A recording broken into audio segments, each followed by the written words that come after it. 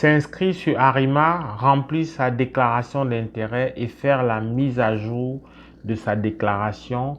C'est l'objet de la vidéo d'aujourd'hui. La première chose à faire, c'est de pouvoir écrire sur le moteur de recherche Arima Québec et ça va vous conduire à cette page d'accueil. Et une fois rendu sur cette page d'accueil, tu vas cliquer sur accéder à Arima. Et une fois que tu cliques dessus, eh bien, ça va te mettre dans la salle d'attente virtuelle. Tu vas attendre ton tour. Mais en attendant, si tu es nouveau sur la chaîne, abonne-toi puis active la cloche de notification pour ne rien manquer. Alors, une fois que nous sommes rendus ici sur la plateforme, tu peux voir qu'ici, il y a créer un compte, il y a compléter son profil. Donc, nous, ce qui nous intéresse, c'est créer un compte. Donc, tu peux voir qu'il y a ouverture d'une section. Mais comme on est supposé être nouveau, je vais créer un compte exactement pour que tu voies comment toi tu dois faire. Pour créer un compte, tu as besoin d'une adresse courriel. Donc, je vais mettre l'adresse courriel et je vais demander le code de vérification. Et je vais aller dans mon courriel chercher le code de vérification. Une fois que je reçois le code de vérification, je le copie, puis je viens le coller et puis je valide le code. Ça va me proposer m'inscrire avec une autre adresse courriel ou alors m'inscrire. Je vais donc mettre un mot de passe. Ça te propose des restrictions. Il faut que ce soit à un mot de passe entre 8 et 6 caractères, dont 3, c'est-à-dire ça doit avoir une majuscule, une minuscule, des chiffres, un caractère spécial. Puis je vais réécrire la même chose ici et puis je m'inscris. Désormais déjà inscrit et il faut que je crée mon profil. Je suis un individu, je ne représente pas une personne, donc c'est bien moi, donc je pèse sur je suis un individu. Ensuite, on va te faire lire les conditions d'utilisation et super important, tu dois venir consentir en disant que tu as lu et que tu acceptes les conditions. Tu dois donc cliquer sur les deux pour pouvoir continuer. Alors, une fois que tu continues, ça écrit pour créer votre profil, vous devez remplir les deux sections. Donc, là, tu dois remplir tes informations personnelles, nom de famille, dans le passeport. Tu vas écrire ton nom. Je vais écrire par exemple Valérie, c'est un exemple. Prénom, je vais écrire Jules, c'est vraiment un cas d'école. Là maintenant, on veut ton adresse. C'est sûr que tu n'as pas une adresse un peu comme dans les pays. Tu peux écrire par exemple, voilà, lieu dit, par exemple, Bonamoussadi, c'est un exemple. Et puis, comme pays, tu vas écrire peut-être Cameroun. Province ou État, tu peux écrire littoral.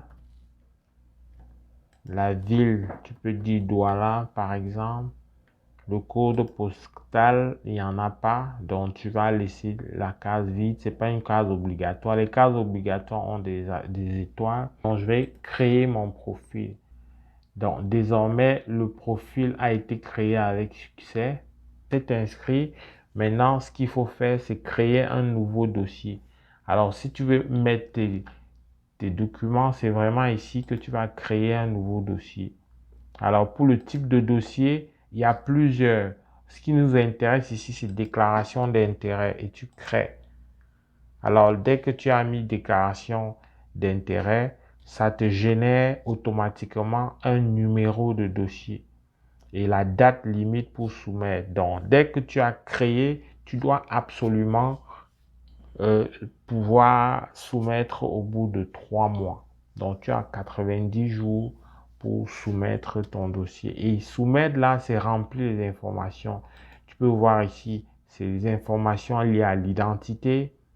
Ensuite, tu as les coordonnées déjà remplies. Situation familiale, c'est vraiment en rapport avec ton état matrimonial. Est-ce que tu as des enfants qui t'accompagnent dans le projet, ta scolarité? Est-ce que tu as des diplômes supérieurs? Tu as des diplômes qui sont au-delà des études universitaires. Il y a un menu déroulant pour t'aider à répondre à chacune des questions. Et parcours professionnel, tu vas également renseigner. Et donc, tu peux cliquer sur le bouton ajouter pour renseigner sur les 5 dernières années. L'offre d'emploi validée par le ministère. Est-ce que tu as trouvé un travail? Si c'est le cas, il faut que tu dises oui ou non. Je mets par exemple non. Donc, tu vois, quand je complète, ça me met en vert pour dire que tout est complété. Ensuite, est-ce que les connaissances linguistiques, il faut que tu aies fait un examen de langue? Oui, si tu as fait, eh bien, on va te dire d'ajouter les informations là-dessus.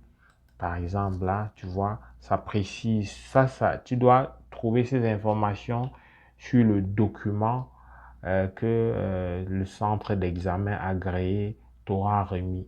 Donc ici, tu peux voir qu'il y a les notes. Le niveau, ça va de A1 jusqu'à C2. C2 étant le niveau le plus élevé. Il faut idéalement avoir au moins un niveau B2, mais ça dépend des professions. On peut avoir moins que B2. Je dois quand même te rappeler que pour le Québec, l'expression orale et la compréhension orale comptent pour beaucoup. Va regarder ma vidéo sur les pointages et tu vas avoir plus de précision là-dessus. Donc, il faut être vraiment performant dans expression orale et compréhension orale. Et puis, une fois que tu as rempli comme il se doit, alors tu confirmes. Donc, quand tu confirmes, bien sûr, je n'ai pas rempli, c'est pour ça que c'est en rouge partout. Je vais annuler. Ensuite, connaissance linguistique en anglais, si tu en as, tu mets consentement. Il faut que tu viennes cliquer sur le oui absolument. Tu cliques également sur le oui ici. Tu cliques sur le oui parce que là, il faut que tu certifies que les informations que tu as données sont vraiment conformes et voilà, tu joues sur l'honneur. Ensuite, tu vas enregistrer et puis quand c'est fini, tu peux revenir continuer plus tard. Et c'est quand ce sera fini que tu vas soumettre. Tu auras l'occasion de regarder le récapitulatif ici. Donc, le récapitulatif, ça va dérouler toutes les informations que tu as complétées. Tu vas regarder de près pour voir est-ce que tu t'es trompé, est-ce que tu as oublié quelque chose. Et dès que tu as terminé, tu soumets. Quand tu soumets, ta déclaration d'intérêt est désormais euh, enregistrée et tu peux faire l'objet à tout moment d'une invitation. Bien sûr, tu peux bien voir que c'est important de faire la démarche avant de vraiment chercher un travail, de trouver un emploi. C'est vraiment ça qui va t'aider à faire la différence. Alors, pour ce qui est de la mise à jour, il faut savoir qu'au bout de 12 mois, c'est inactif tout simplement. Donc, tu dois revenir resoumettre. Tu dois resoumettre une autre déclaration d'intérêt à nouveau. Donc, ici, ça c'est pour les documents. Documents reçus, documents transmis. C'est-à-dire que si te donne des documents, c'est vraiment ici. Si tu transmets, c'est vraiment là. En tout cas, c'est par là que tu reçois des informations. Il te donne une alerte sur ton courriel également pour ça. Donc voilà ce qui complète l'inscription, le remplissage de ta déclaration d'intérêt et éventuellement les besoins de mise à jour. Donc ici, pour se déconnecter, tu viens là, tu vas cliquer sur déconnecter. Aussi, ici, c'est l'icône message. Donc, s'il y a des messages, peut-être des rappels de mise à jour ou autres, c'est vraiment ici. Ou d'autres informations, c'est vraiment ici que tu vas pouvoir accéder à ces informations. Pour se déconnecter, tu pèses là-dessus et c'est terminé. J'espère que tu as aimé la vidéo. Si tu as des questions, écris-nous en commentaire. Au plaisir de te retrouver dans le cadre d'autres vidéos. Porte-toi bien. Pull up.